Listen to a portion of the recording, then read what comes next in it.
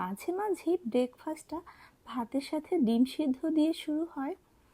আর এরকম সবজি হলে তো কথাই নেই।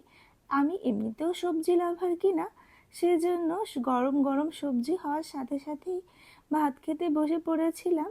আর এটা ছিল একটা পাঁচমিশালি সবজি, আর খেতেও দারুণ হয়েছিল। আমার শাশুড়ি মায়ের হাতের রান্না।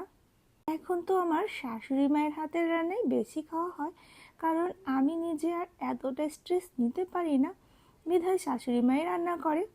তো সকালবেলা এটাই খেয়েছিলাম। এরপর খেয়েছিলাম হাফ মগ কুসুম গরম দুধ, সাথে জাফরান মিশিয়ে।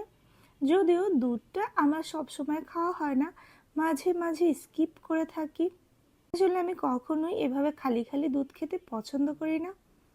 তো তারপর দুপুরের খাবারের মেনুতে ছিল লতি চিংড়ি, পটল ভাজি আর ডাঁটার চচ্চড়ি। এটা কিন্তু সজনে ডাঁটা। আর ছিল মাটন কষা। এই মাটনটা আমি রান্না করেছিলাম। আসলে বাসায় মাংসের আইটেম হলে আমারই রান্না করা হয়ে থাকে। তো এরপর একটা আনার খেয়েছিলাম। যদিও ফল খেতে এখন আর একদমই ভালো লাগে না, আর এজন্য খাওয়াও হয় না তেমন।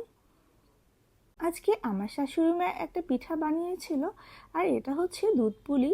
দুধ এবং গুড় দিয়ে এই পুলি পিঠাটা রান্না করা হয়েছে। খেতে কিন্তু অনেক মজার ছিল। যদিও এখন দুধের আইটেম তেমন খেতে পারি না অ্যাসিডিটির কারণে, তারপরও দুটো পিঠা ট্রাই করেছিলাম। অন্য সময় হলে এটা আমি অনেক বেশি খেয়ে নিতে পারতাম।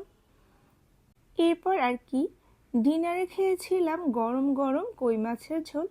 আসলে দিনের খাবার না রাতে খেতে এখন আর ভালোই লাগে না, এজন্য আমি গরম গরম তেল কই রান্না করেছিলাম। তো ওইটা দিয়ে ভাত খেয়েছিলাম, আর সাথে নিয়েছিলাম একটুখানি টক ডাল। এই তো এগুলোই ছিল আমার আজকের খাওয়া দাওয়া।